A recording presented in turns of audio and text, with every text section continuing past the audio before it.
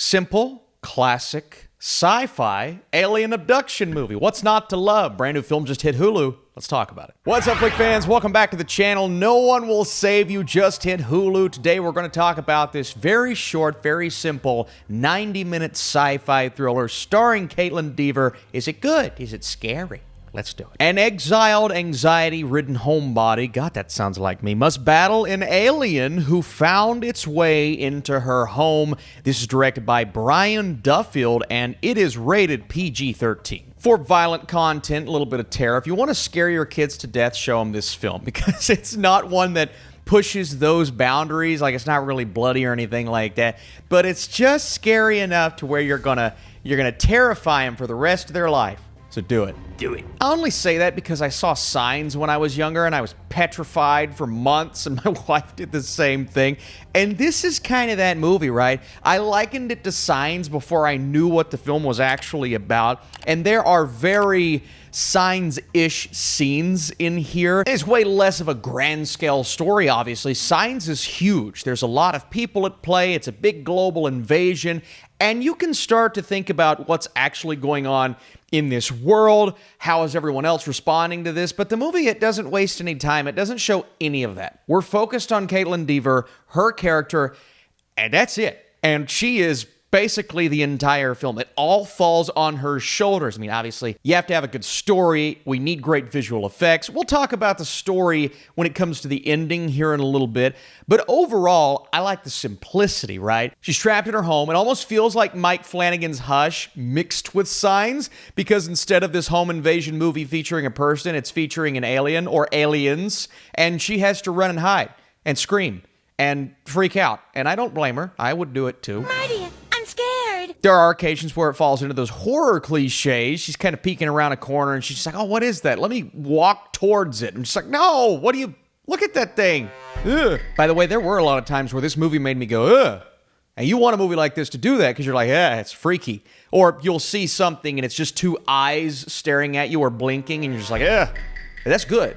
That's the feeling you want while watching a film like this. So I got that. I got that home invasion feeling, but when you realize what it actually is, and you know from the trailer, I was really impressed with what they managed to do. Now, when you see certain visuals from afar, they don't look great. That's when you can tell the budget is lower. That's when you can tell some of the CGI just isn't the best. But as we approach these creatures, and I'm not going to describe what they look like, I will say they're very cliche. They didn't do a lot of in-depth, extensive, oh, we're going to have to change this up for the people. We have to make it look like, no, it's an alien, like standard, typical alien.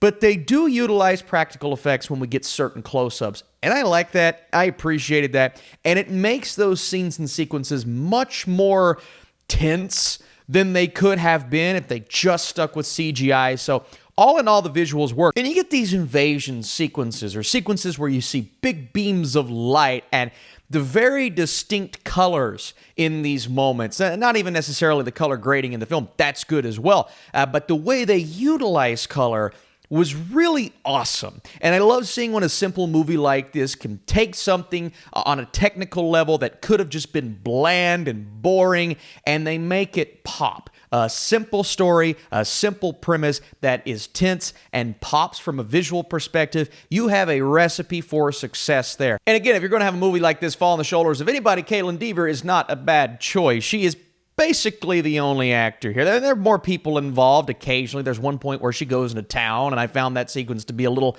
it just wasn't as good as the rest of the movie, but she is great. She nails the performance, and they give her this backstory. They give her a backstory that I knew would be explored when they started dropping context clues, and even though they do explore it in an interesting-ish way, I did feel as if that was a little too on the nose and a little obvious from the get-go as to how they were going to explore that. It's good they did it. I'm glad they didn't leave us hanging with her tragic-ish past. But there are things that she does in that backstory, and I'm just like, good Lord. Here's the thing. This movie doesn't bring me something I haven't seen before. It's just really solid, rock solid with its execution all the way through. And when a movie like this, a very familiar premise and plot that is executed well, hits you in the way that it's supposed to, It's solid. It does its job. And I think a lot of people that love this very specific mix of genres, they're going to absolutely love this movie. And a lot of people are going to love the ending. I am not one of those people. I found the ending to be something that takes away from the rest of the film, and that's really unfortunate. I believe there is a point in the movie where you get something and I'm like, I'm satisfied. I don't need any more. Why are you still going? I get it's only a 90-minute movie, but you could have stopped right there and things would have been, okay, great. I'll take 75 minutes of this. And you just keep going, and you get these final few scenes that just don't feel like they belong with the rest of the movie. And they're doing something to where you could perceive it in a way that does match what I'm trying to avoid spoilers here, what the rest of the film gave you.